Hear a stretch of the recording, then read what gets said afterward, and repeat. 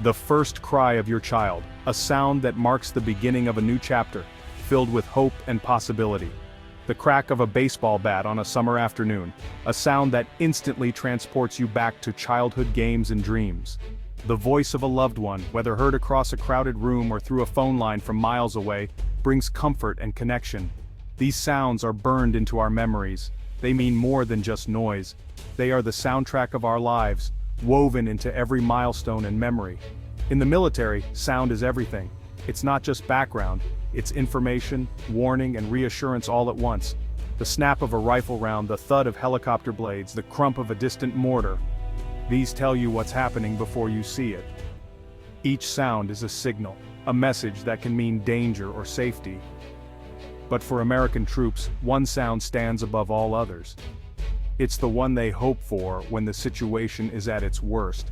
It's the sound that cuts through chaos, turns the tide, and means help has arrived. In the midst of confusion, it brings clarity and hope. It's not pretty or elegant, it's a guttural roar that rips the sky apart, impossible to mistake for anything else. It's the GAU-8 Avenger cannon on the A-10 Thunderbolt II, the legendary Warthog, a machine built for one purpose: to protect those on the ground. That brat is more than a weapon firing. It's a message, a declaration that the cavalry has arrived. For the soldier pinned down, it's the sound of survival. It's the difference between despair and hope, between being outnumbered and being rescued. It's a promise from a pilot circling above: I'm here, I see you, I've got your back, you are not forgotten. It means the odds are about to change.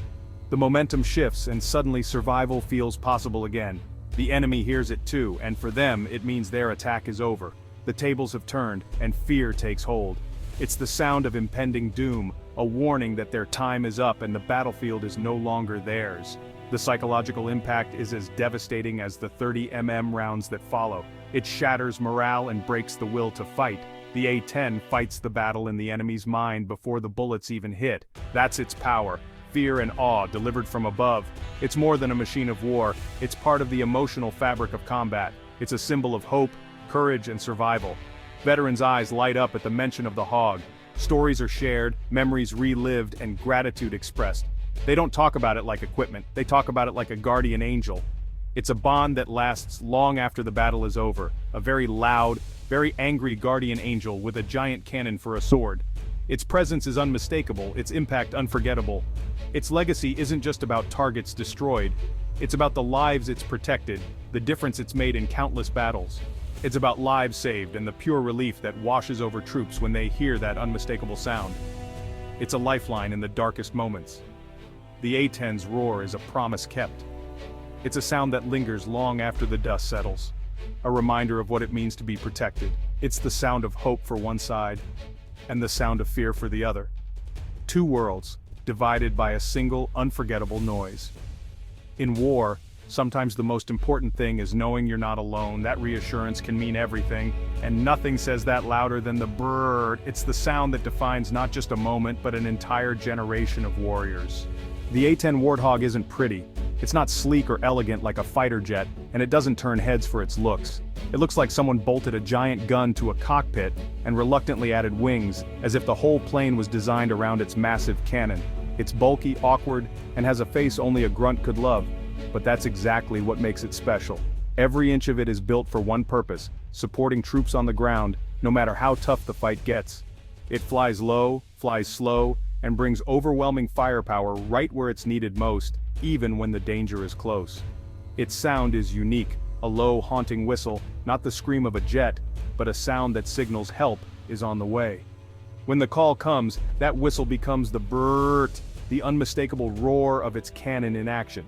It's not a single explosion, but a violent, sustained burst. Hell unleashed on the enemy, relentless and precise. The A-10 is an icon because it gets down in the dirt with you, flying low and close to the action. It's not a distant observer, it's a participant in your firefight, sharing the risks and the danger. That presence is why troops trust it completely, knowing the Hog is always there when they need it most. For soldiers, seeing the Hog's silhouette is an instant morale boost, a sign that help has arrived.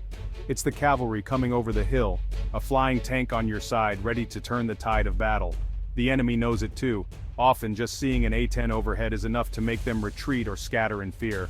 The Hog is hope for one side, despair for the other. Its reputation alone can change the outcome of a fight. It's a warrior's plane built for the grit and grime of close combat, never afraid to get dirty. When the Warthog arrives, the fight changes. The odds shift, and hope returns to the battlefield, and everyone on the ground knows it. The A-10 is more than a plane, it's a symbol of hope and survival. Danger close is the call you make when you need firepower on a target so near your own position it's almost unthinkable. A last resort when everything hangs in the balance. When you make that call, you want the A-10 on the other end. Its presence overhead is a promise. Help is coming, no matter how dire the situation. In 2003, Captain Kim Campbell's A-10 was riddled with holes over Baghdad, taking heavy fire while protecting troops below. With hydraulics gone, she flew at home using only manual cables, saving herself, her aircraft, and the soldiers who depended on her courage and skill. The ground troops never knew just how close she came to disaster, or how much risk she took for them. All they knew was that the A-10 stayed, did its job, and saved them when it mattered most. That's the toughness built into the Warthog's DNA, designed to take punishment and keep flying. Another story. A Marine platoon in Fallujah, pinned down, enemy just across the street, every second counting. The JTAC radios the A-10. It's the building across the street. The request is urgent, the margin for error razor thin. The pilot confirms, "You understand how close that is?" The gravity of the moment hangs in the air. "We do. We need it. Now." The trust is absolute. The A-10 rolls in, so low you could almost reach up and touch it. The brrrt of the cannon is deafening, echoing through the city streets. When the dust settles, the enemy is gone, wiped out in seconds. Not a single friendly was hit. Relief floods the ranks. That's the skill of the pilot and the unbreakable trust between air and ground forces. The A-10's unique capabilities, its armor, firepower, and agility, make these danger-close missions possible, time and again. It's not just a plane, it's a lifeline, a guardian angel for those on the ground. When everything is on the line, the Warthog delivers, fearless, relentless, and always there when needed. That's why troops trust it with their lives, and why its reputation is unmatched. And with every mission, every life saved, the legend of the A-10 Warthog only grows stronger. The A-10's effectiveness is no accident. The entire plane was built around its main weapon, the GAU-8 Avenger, a 7-barrel Gatling gun firing 30 mm rounds at 3,900 per minute. The recoil is so powerful, the gun had to be mounted on the center line to keep the plane straight. The pilot sits in a titanium bathtub, over 1,200 pounds of armor. Fuel tanks are self-sealing, hydraulics are double redundant, and there's a manual cable system if all else fails. The A-10 can fly with one engine, one tail, half a wing missing. It's a survivor, designed for low, slow flight and a clear view of the battlefield. The straight wings allow tight turns and long loiter times. High-mounted engines are protected from debris and heat-seeking missiles. Every feature serves one mission: protect the troops. No compromises for speed or stealth, just reliability and toughness. The result? A machine that earns the loyalty of those it serves. The Air Force has floated Super A-10 upgrades, new engines, advanced avionics, but making the A-10 faster or more complex misses the point. Its strength is simplicity and ruggedness, a flying tractor, not a sports car. Add complexity, and you lose reliability. The A-10's backups for the backups are what keep it flying in the worst conditions. Many upgrades solve problems the A-10 doesn't have. It's slow by design, to work closely with ground troops. The Warthog is already super at what it does, changing it would only dilute its legendary effectiveness. The Air Force wants to retire the A-10, arguing it's old and wouldn't survive against modern threats.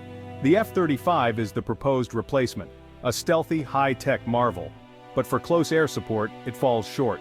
The F-35 operates best at high altitude, dropping bombs from miles away. The A-10 flies low and slow, seeing the fight with its own eyes.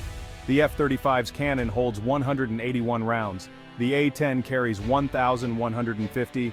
The A-10 can loiter for hours. The F-35 is built for quick strikes. They're different tools for different jobs. Using an F-35 for danger-close support is like using a race car to haul lumber. The A-10's value is in its rugged, specialized reliability. The A-10's legacy isn't speed or technology, it's loyalty. It saved lives, earning a place in the hearts of those it protected. Built to stop a Soviet tank invasion, it became the ultimate protector of ground troops. Designed by engineers who listened to soldiers, it was a tool, not a trophy. As the A-10 retires, we lose more than an aircraft, we lose a symbol. The Hog's low, slow, personal approach built a bond of trust no drone or stealth fighter can match. Its presence was a combat multiplier, a comfort that can't be measured. The A-10 is a blue-collar hero in a world of high-tech fighters. Its story is a challenge. Don't forget the brutal realities of ground combat. The A-10 never did, and that's why it's a legend. The final lesson of the A-10 is simple. Listen. Listen to the infantryman, the Marine, the operator in the fight. They need air support that's close, persistent, and visible. They need a pilot who can see what they see, a platform that can take a punch. The A-10 was that bridge between air power and ground combat. Its retirement feels like losing that connection. The story of the A-10 is about a promise to bring our warfighters home. As the last Warthogs fly off, we must ask, are we keeping that promise? Are new systems truly better at saving lives or just more advanced? Don't forget the sound of survival, and never stop listening to those who depend on it.